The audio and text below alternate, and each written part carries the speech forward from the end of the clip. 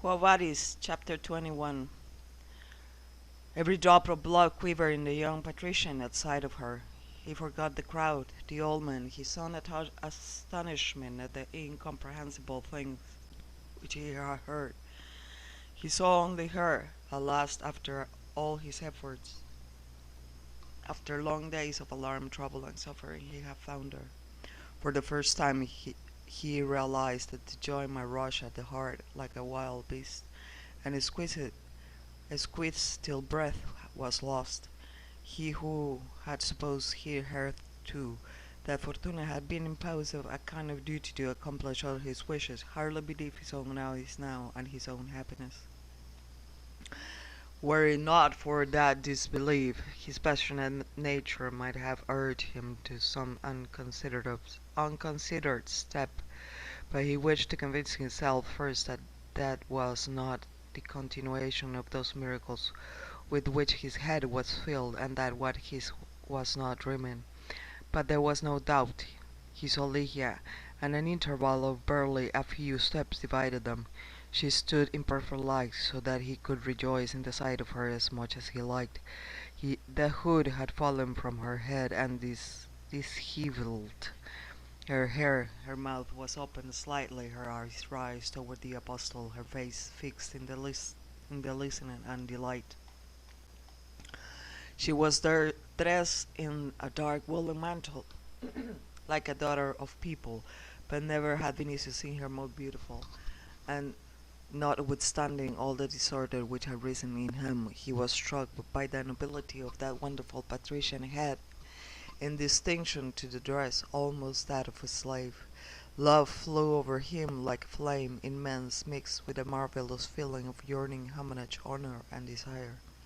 He felt the delight which the sight of her caused him. He drank of her of a life-giving water after long thirst. Standing near the gigantic legion, she seemed to him smaller than before, almost a child. He noticed too that she had grown more slender. Her complexion had become transparent. She made on him the impression of a flower and a spirit. But all the more she had seen or possessed in Rome or the Orient. He felt that for her he would have given them all, and with them Rome and the world addition. He would have lost himself in gazing, and forgotten himself altogether, had it not been for Chilo, who pulled the corner of his mantle out of fear that he might do something to expose them to danger.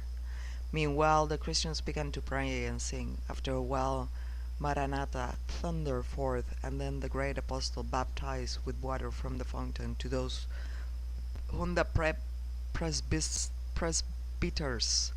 presented are ready for baptism.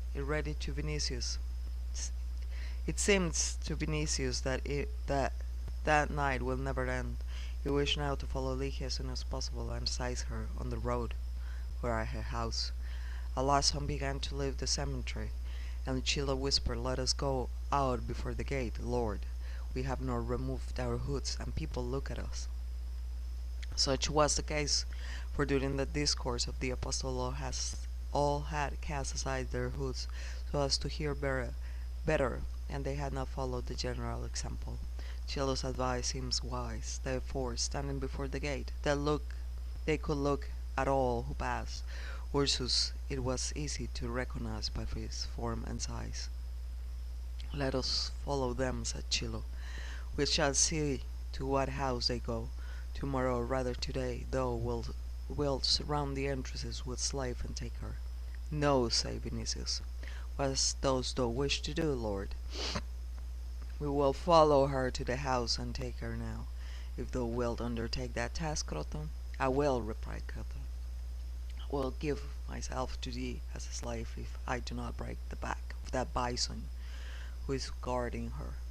But Chilo fell to dissuading and entreating them, but held the gods not to do so. Croton was taken only for defense against attack in case they were recognized, not to carry off the girl. To take her when there were only two of them was to expose themselves to death, and that was worse. They might let her out of their hands, and then she will hide in another place or leave Rome. And what could they do? Why not act with certainty? Why expose themselves to destruction and the whole undertaking to failure?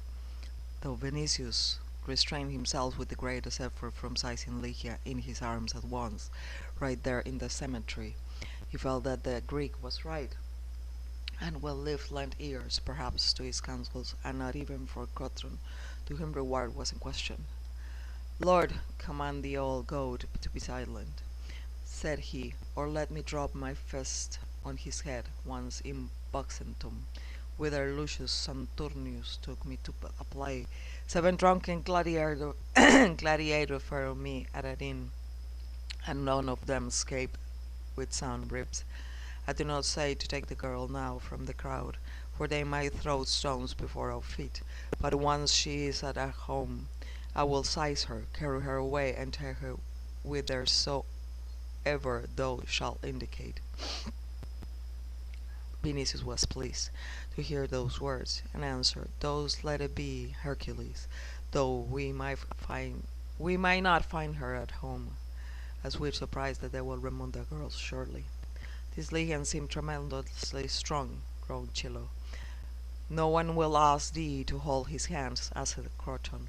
But they had to wait long, and the cocks had begun to crow before the dawn, and they saw Ursus coming through the gate, and with him Lygia. They were accompanied by a number of other persons. It seemed to Chilo to be recognized among them the great apostle. Next to him walked another old man, considerably lower in stature, 2 women who were not young, and a boy who lighted the way with a lantern. After that handful followed a crowd, about 200 in number. Vinicius, Chilo, and Croton were with these people. "Yes, Lord," said Chilo, "thy man then is under powerful protection. That is the great apostle with her, for see how passing people kneel to him." People did in fact kneel before him, but Vinicius did not look at them. He did not lose Lygia from his eyes for a moment. He thought only of bearing her away, and, accustomed as he had been in wars to stratagems of all sorts, he arranged in his head the whole plans of seizure with soldierly precision.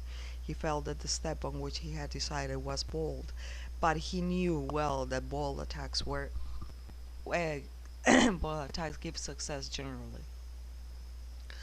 The way was long, hence at moments he thought too that the gulf which that wonderful religion had dug between him and Lygia. Now he understood everything that had happened in the past, and why it had happened.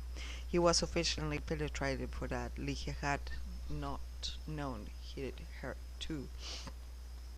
He had seen in her maiden wonderful beyond others, a maiden toward whom his feelings were inflamed. He knew now that the religion made her different from other women, and his hope that feeling, desire, wealth, luxury will attract her, he knew now to be vain illusion. Finally he understood this, which he and Petronius had not understood, that the new religion engrafted in the soul something unknown to the world in which he lived, and that Lygia, even if she loved him, will not sacrifice any other Christian truths for his sake, and that, if pleasure existed for her, it was a pleasure different altogether with that that which he and Petronius and Caesar court and all Rome were pursuing. Every other woman whom he knew might become his mistress, but a Christian will become his victim. And when he thought of this, he felt anger and burning pain. But he felt that his anger was powerless. To carry off Lygia seemed to him impossible. He was almost sure that he could take her, but he was equally sure that, in view of her religion, he himself with his bravery was nothing, that his power was nothing, and that through it could effect nothing. That Roman military tribune, convinced that the power of the sword and the fist which had conquered the world will command it forever, saw for the first time in life that beyond that power there might be something else. Hence he asked himself with amazement what it was, and he could not answer distinctly. Through his head flew merely pictures of the cemetery, the assembled crowd, and Ligia, listening with her whole soul to the words of the old man, as he narrated the passion, death, and resurrection of the God-man, who had redeemed the world and promised it happiness on the other shore of the Styx. When he thought of this, chaos rose in his head, but he was brought out of this chaos by Chilo, who fell to lamenting his own fate. He had agreed to find Ligia, he had sought for her in peril of his life, and he has pointed her out. But what more do they want? Had he offered to carry the maiden away? Who could ask anything like this of a main man deprived of two fingers, an old man devoted to meditation, to science and virtue? What will happen were a lord of such dignity as Vinicius to meet some mishap while bearing the maiden away? It is true that the gods were bound to watch over the chosen ones, but have not such things happened more than once, as if the gods were playing games instead of watching what was happening in the world? Fortune is blindfold, as is well known, and does not see even in daylight. What must the case be at night? Let something happen, let that legion bear hurl a milestone at the noble Vinicius, or a keg of wine, or still worse water, who will give assurance that instead of a reward blame will not fall on the hapless Chilo? He, the poor sage, has attached himself to the noble Vinicius as Aristotle to Alexander of Macedon. If the noble lord should give him at least that purse which he has thrust into his girdle before leaving home, there will be something in which to invoke aid in case of need, or to influence the Christians. Oh, why not listen to the counsels of an old man, counsels dictated by experience and prudence. Vinicius, hearing this, took the purse from his belt and threw it to the fingers of Chilo. Thou hast it, be silent. The Greek felt that it was unusually heavy, and gained confidence. My whole hope is in this, said he, that Hercules or Theseus perform deeds still more arduous. What is my personal nearest friend Croton, if not a Hercules? Thee, worthy lord, I will not call a demigod, for thou art a full god. And in future thou wilt not forget a poor faithful servant, whose needs it will be necessary to provide from time to time, where once he is sunk in books he thinks nothing else. Some few stadia of garden, land, and little house, even with the smallest portico, coolness in summer, will benefit such a donor. Meanwhile I shall admire the heroic deeds from afar, and invoke Jove to be befriended, and if need be I will mark such an outcry that half Rome will be roused to thy assistant. What a rough road! The olive oil is burned out in the hunter, and if Croton, who is a noble as he is strong, will bear me to the gate in his arms, he will learn to begin with whether he will carry the maiden easily.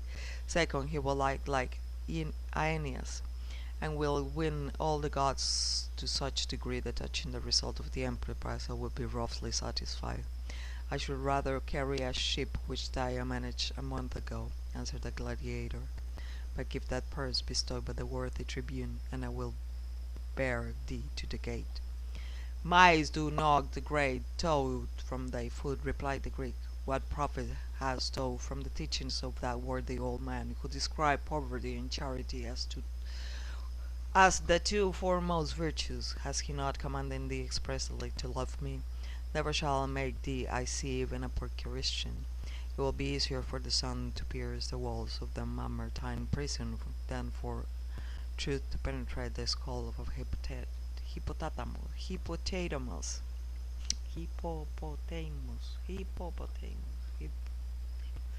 Never fear, said Croton, who with strength of a beast had no man feeling. I shall not be a Christian. I have no wish to lose my bread. But if thou knew even the rudiments of philosophy, thou wouldst know that gold is vanity. Come to me with thy philosophy. I will give thee one blow of my head in the stomach. We shall see who wins. An ox may have said the same to Aristotle, retorted Chilo.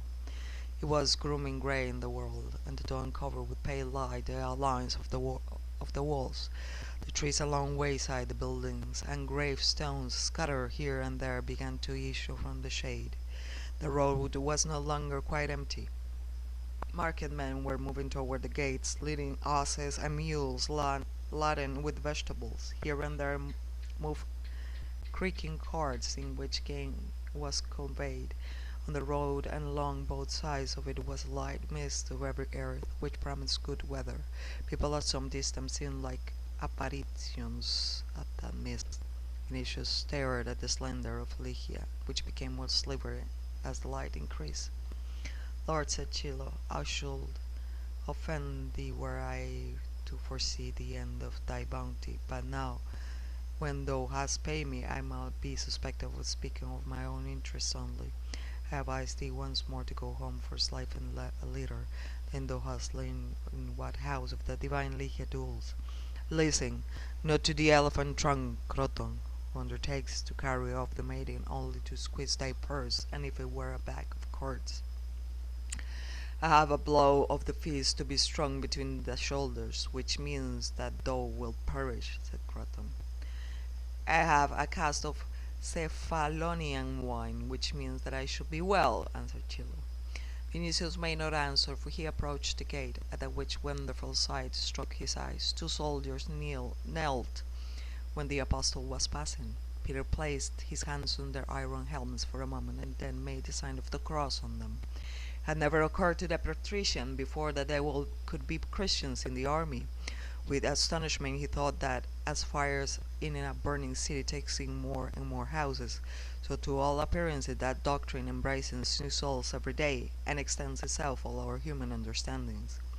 This struck him also with reference to Ligia, for he was convinced that, had she wished to flee from the city, there would be guards willing to facilitate her flight. He thanked the gods then that this had not happened. After they had passed vacant places beyond the wall, the Christians began to scatter. There was need, therefore, to follow Ligia more from a distance and more carefully, so as not to rouse attention. Chilo fell complaining of wounds, of pains in his legs, and dropped more and more to the rear. Vinicius did not oppose this, judging that the cowardly and incompetent Greek could not be needed. He would even have permitted him to depart, had he wished. To be worthy sage was detained by circumspection. Curiosity pressed him evidently, since he continued behind, and at the moment even approached with his previous counsels. He thought, too, that the man accompanied the apostle might be Glaucus, were it not for his rather low stature. They walked a good while before reaching the Trans-Tiber, and the sun was near rising when the group surrounding Ligia dispersed. The apostle, as an old woman and a boy, went up the river. The old man, of lower stature, Ursus, and Ligia entered a narrow vicus, and advancing still about 100 yards, went into a house in which were two shops, one for the sale of olives and other for poultry. Chilo, who walked about 50 yards behind Vinicius and Croton, halted all at once, as if fixed to the earth, and squeezing up to the wall began to hiss as them to turn.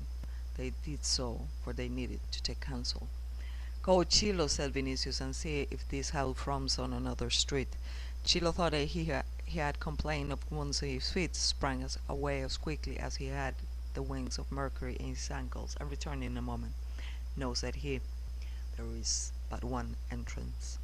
Then, putting his hands together, he said, I implore thee, Lord, by Jupiter, Apollo, Vesta, Cybele, Isis, Osiris, Mitra, Baal, and all the gods of the Orient and the Occident, to drop this plan. Listen to me. But he stopped on a sudden, for the saw that Vinicius felt was pale from an emotion, and his eyes were glittering like the eyes of a wolf. It was enough to look at him to understand that nothing in the world was restraining him from the undertaking. Croton began to draw air in his Herculean breast, and to sway his underdeveloped skull from side to side, as birds do when confined in a cage. But on his face was not at least fear was evident. I will go first, said he. Thou wilt follow me, said Vinicius in commanding tones. And after a while both vanished in the dark entrance. Chilo sprang to the corner of the distant alley and watched from behind. up from behind it, waiting for what happened.